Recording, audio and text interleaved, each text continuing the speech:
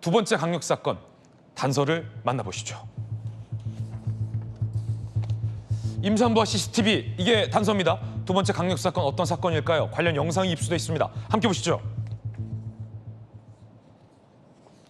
지난 1일 경기 김포시 아파트 복도에서 심각하게 전화 통화 중인 남성. 사복 차림이지만 택배 절도 사건을 수사 중인 경찰관입니다. 급하게 인터폰 카메라를 가립니다.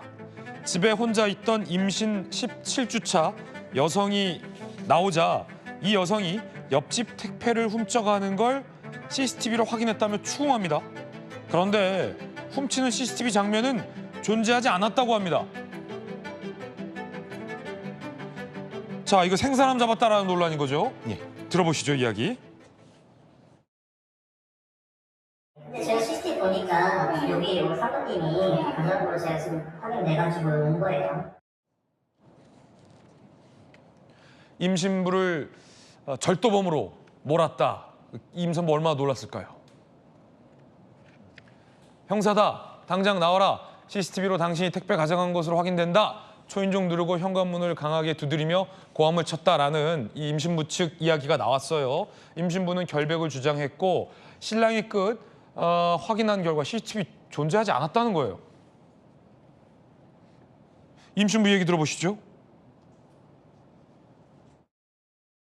복도에서 뭔가 시끄럽게 소리가 튀었나? 그런 생각을 하고 있었어요. 임신 중이고 혼자 있으니까 좀 조심해야 되는 시기라서 가만히 있는데 계속 밖에서 문을 막 손으로 발로 두드리는 소리? 나오세요. 뭐 다 알고 왔어요. 이렇게 얘기해서 누구시냐? 그랬더니 보면 모르냐? 내가 왜 왔겠냐? 이렇게 얘기를 해서 이 형사분이 저한테 하시는 이런 언행들이나 행동들이 너무 강압적으로 느껴진다. 자, 그런데 경찰 측의 해명이 더 논란입니다. 신문 기법의 일종이라는 겁니다.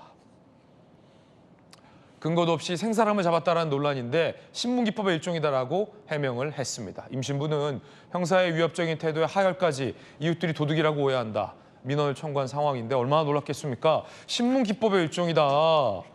김포경찰서 교육 한번 하시죠.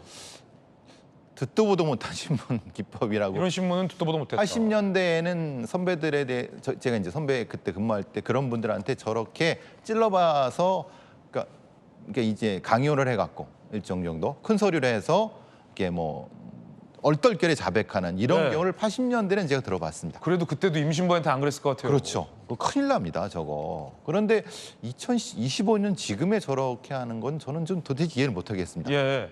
왜냐하면 정당하게 해도 됩니다. 왜냐하면 CCTV 보고 확인해갖고 거기에 따라 협조해달라고 하면 되는 거를 정중하게 할 수 있거든요. 당연히 그렇죠. 그래야 되는 거고. 그런데 저런 방식으로 도대체 어디서 수사를 배웠는지 좀 답답합니다. 어디서 수사 배웠냐?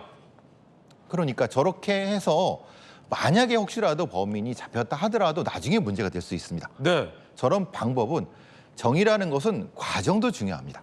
수사라는 것은 과정도 중요한 거고 그리고 이 수사라는 건 시민에 봉사하는 그 과정 아닙니까? 그렇죠. 그런데 어떻게 저렇게 하는지 좀 감찰을 지켜봐야 되겠지만은 근데 그거를 잘못했다고 하면 될 것을 수사기법이라고 하는 것이 어떤 수사기법이 저런 기법이 있습니까? 지금 좀 대경찰 선배님 나오셨어요. 저런 신문 기법 없다. 그럼요. 김포서 교육 한번 가셔야 되겠어요. 글쎄 말입니다. 제가 이제 뭐 자주 이제 저런 거 뭐 흔히 말하는 수사연수원 같은 데서 수사관 교육을 하는데 네. 왜 그러는지 모르겠네요. 저런 변명 자체가 사실은 더 큰 문제를 발생시키는 거죠.